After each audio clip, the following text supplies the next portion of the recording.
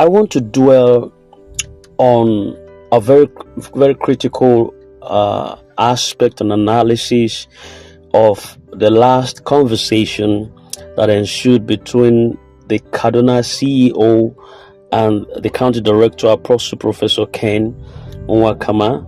And I want us to really drive into the very heart of this discussion and know what it entails, because it's important for us to be able to dissect and analyze what is said so that we can bring ourselves into a position of rest and tranquility.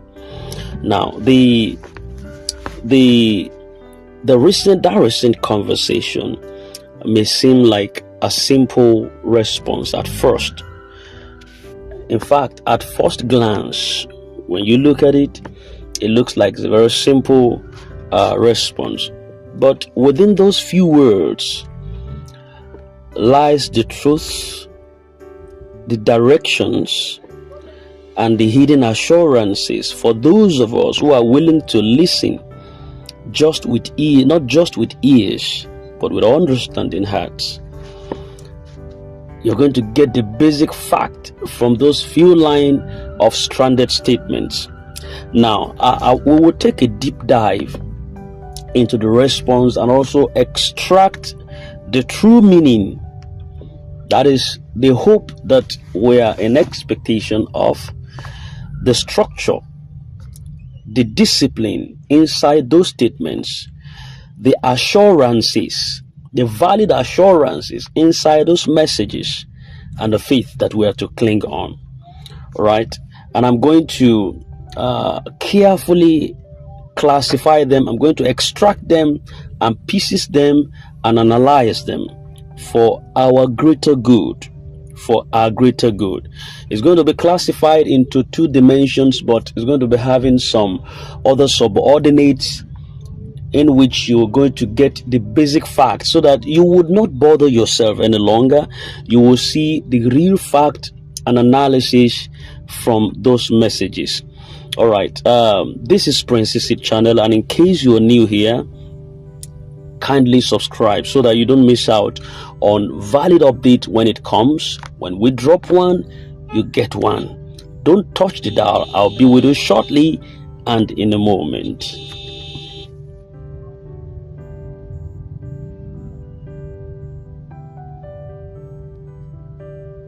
Alright, welcome back to our channel. Princess Seed, still at the wake of our expectations, and what we say is what we mean.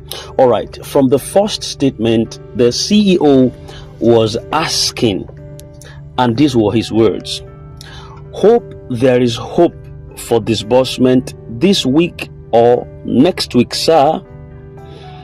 Now, the simple question is more like an emotional exhaustion coming from him. And not just only him, but he's also asking on the behalf of the many beneficiaries who have been waiting for what feels like forever. So that same hope, that same message in the tone, it's like a courteous yearning. That's why he was using the word hope. In fact, he used the word hope twice, 2 times, which indicated his need for a kind of emotional reassurance more than the actual deadlines that we have been hearing at different times. You understand? Now, it is a question that is born not out of rebellion, but from pain. Yes, from expectation, and the loyalty also that is mixed up with weariness. It is mixed up with weariness. Now, from the response, that's secondly now, from the response of the county director to set the record straight with all wisdom, listen to what he said. I've been able to carefully excavate it out, and I crunch out the main message from his words. He said, "Na you dey cause problems for una servo. You are just fixing date, and you will say, na me say na next week. I didn't tell you this week or next week. Na you dey fix am by yourself. Wait for me. Wait for me. I will make announcement. That's not all right? But let's dwell on this a little bit. We want to unpack this particular statement very slowly, phrase by phrase. First off, it says, now you dey cause problems for yourself. Now, this to me is not an insult. It's just a wake-up call. Apostle Ken is pointing out a pattern of self-inflicted pressure that we have mounted upon ourselves within the grand ecosystem. In other words, the people are stressing themselves unnecessarily by making assumptions, by spreading unconfirmed dates, by attributing words to him that he never said. I hope you're getting insight from this. Now, that seems to me like a fatherly rebuke. And the statement is teaching us some emotional discipline to wait for confirmed instructions and not move ahead of leadership. Now, going further, he also said, you are just fixing date and you will say, Name say. Now, this one particularly is a critical problem in public projects of this sort, where people, we can call it a misinformation loop that happens in a kind of project like this that is a public one. Now, people often spread false timelines. People often blame leadership when deadlines pass or they don't seem real. Then people also often misinterpret silence as failure. So by fixing dates themselves and attributing it to the county director, Apostle Professor Ken, the followers, we the expectant beneficiaries now, there is a way we are damaging the trust among ourselves, and we're also increasing public confusion. That is just it. The more we try to probe into what is not there, then we might be inflicting some pressures upon ourselves and damaging our confidences just by ourselves. Now, another statement or line of phrase from his words was, wait for me. Wait for me. In fact, the repetition of wait for me is not just a plea. He repeated these words twice. Wait for me. Wait for me. That was a leadership command. It was a call for order and patience. And that signals that something great is coming, but it must happen in the right order. Wait for me. That phrase alone offers assurance that the disbursement would come, but not before the proper time and communication. Now, the next one there, the next line of phrase is, I will make the announcement. That was clear and final. Apostle Ken has taken responsibility for communication, not speculation. And that signals to us that there is no third party. No third party is authorized to announce disbursement date. Did you hear that? No third party is authorized to announce the disbursement date. I repeat again, no third party is authorized to announce the disbursement date. When the time is truly right, he will speak. Any other voices in the meantime are unauthorized noise, especially the voices that fixes date. It's been long. I told you that I'm done with all these predictions and date fixing and all that. It's better to say verily, verily, like in the words of Christ, verily, verily, I come quickly, or very soon. Verily, verily has no timeline, just that you got to prepare. That's what it means. Know that I am coming. Know that soon I would come, but no timeline. And that sets you on the lee of expectations. That's to tell you that you shouldn't fade. Don't fade. Don't lose hope. Don't lose confidence. Now, the Another line of strap from his message says, fixing all these days while tension is everywhere is not easy. That's what it says. And this is a moment of vulnerability from leadership. Yes. Apostle Ken shows that the burden of leadership is strong. He also shows the reality that is under immense pressure, that disbursement planning is not press a button and go, but it involves some complexities, it involves some tension, it involves some spiritual warfare. This is a sobering reminder that leaderships or leaders are not magicians. They also carry not only the burden of administration, but the weight of many people's lives. Yes. Another line of strap from his message, he says, nobody knows what we are going through. Behind every public figure is a private pain. Apostle Ken reminds us that while people cry for help, those at the top are often bleeding also in silence. So the delays may be hurting the followers, but the leaders too, they are in pain. So fighting, most times they are in pain, fighting certain things that you are not seeing, fighting some spiritual warfare that is not open to the physical eye. There are times they are fighting institutional bottlenecks. They are managing spiritual attacks. They are coordinating human, financial, and also governmental structures. So that statement builds some level of compassion for leadership, calling for empathy for them and not judgment at all costs. But you see, that's what we see most. Judgment to the leadership, not compassion for the leaderships. Now, I think that should be the second to the last.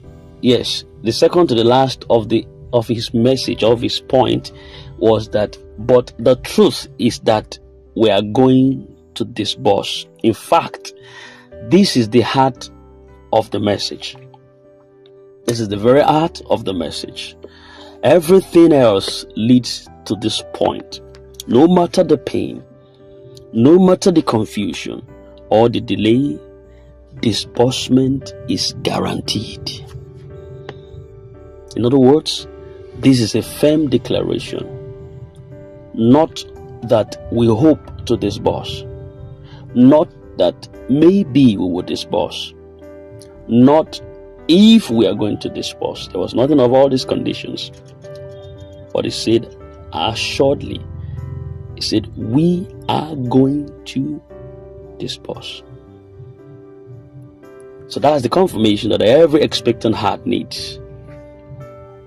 But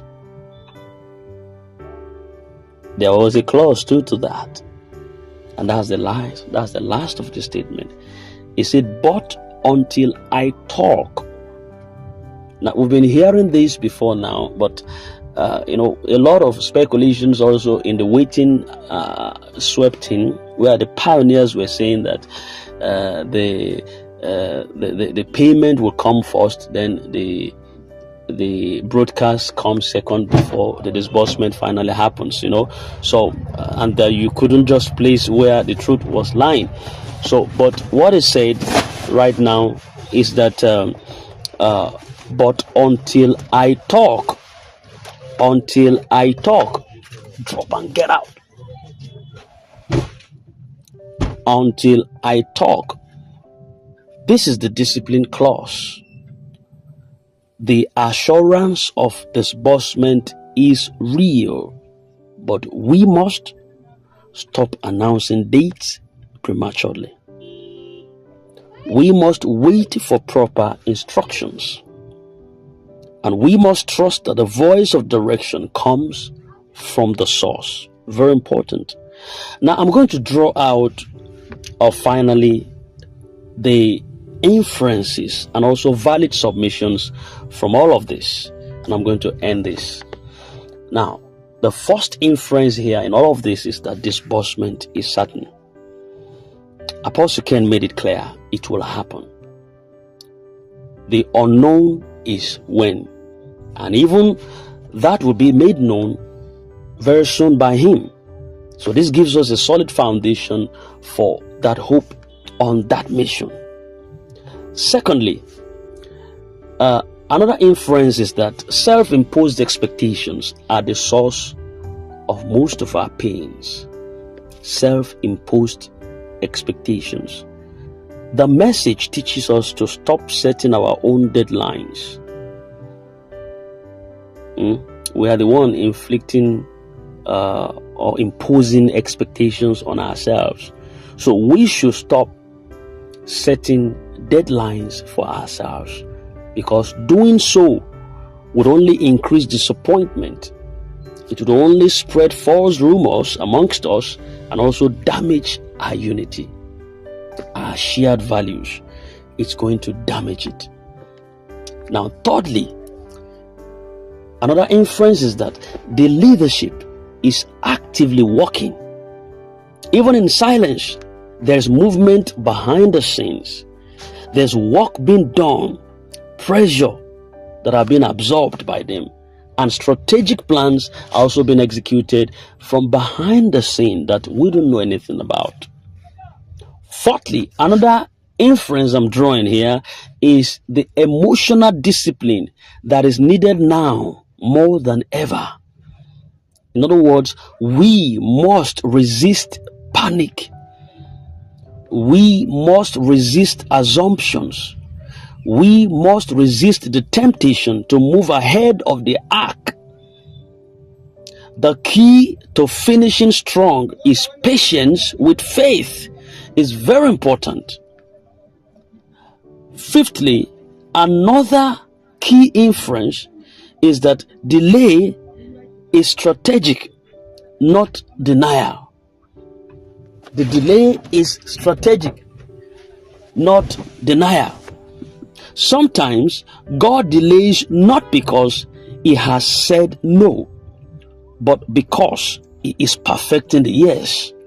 So the delay may be for greater efficiency, for greater impact, or even for protection for us. Very important. The delay is strategic, it's not denial at all. Then sixthly, is that the sixth one?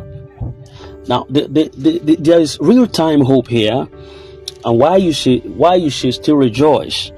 Why you should rejoice, why you should be happy, is because your data is still intact. Your leadership is still in place. Yes, it's a confidence we need to have. Your leadership is still in place. The promise has not changed. The confirmation has now been reiterated. The moment is coming, and when it does, all the pain would make sense. You will testify, you will rejoice, you will remember these nights and thank God for them. So you got to uplift your spirit. Hold on just a little longer. I address you right now, you listening to the sound of my voice, dear expectant brother or sister, hear this very clearly. You have waited too long to give up now. You have waited too long to give up now. You are too close to the finishing line to quit. The storm may feel so loud, but that's only because the rain of release is about to fall. You are not forgotten. Heaven has not closed. The vision has not failed. Apostle Ken may be silent, but he is not absent. God may seem quiet, but he is still working. Your name would be among those who celebrate, and your account would receive the credit alert that you've prayed for. Finally, this entire moment calls for truth and not frustrations. Apostle Ken's words are not to be misunderstood as avoidance, but as leadership that is refusing to be pushed into error, some form of irregularities. There is a time and a season for everything. There is a time and a season for everything. Close the boot. There is a time and a season for everything. And according to Ecclesiastes chapter 3, verse 1, to everything there is a season, a time for everything and every purpose under heaven. This is still your season. This is still your time. It is coming. So here is your final encouragement. Claim your spirit, or calm it. Calm your spirit. Claim it yourself. Don't allow your spirit to be moved about or tossed about by certain rumors or news that you don't have control over. Claim your spirit. Have control over it. Then calm it also. Turn down the noise by yourself. Stop fixing dates. Come to the channel here. You gotta hear the truth. Prepare your thanksgiving. Because the same mouth that declared we are going to disburse is the same mouth that will say, now is the time. I want you to know that. And when that day comes, your waiting will become a testimony.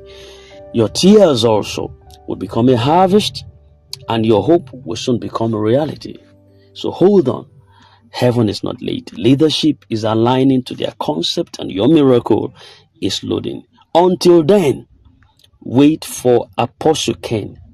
Wait for the announcement and rejoice ahead of time. Thank you very much.